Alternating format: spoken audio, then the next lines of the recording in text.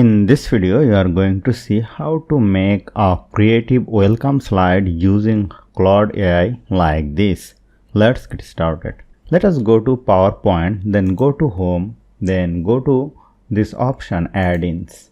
Let us write here Claude. You will find the Claude add-in. Let us click on over here and click on Add, then it will be added.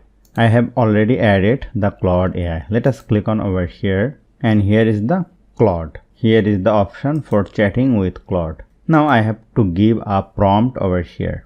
I will give the prompt in the video description.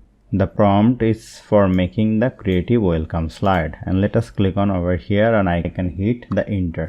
Then it will be making the welcome slide, and here you will see the final outcome. Let us see the slideshow, and this is looking perfect. So hope you found this video helpful. If you like this video, please share this video with your friends and family, and don't forget to subscribe. Thank you.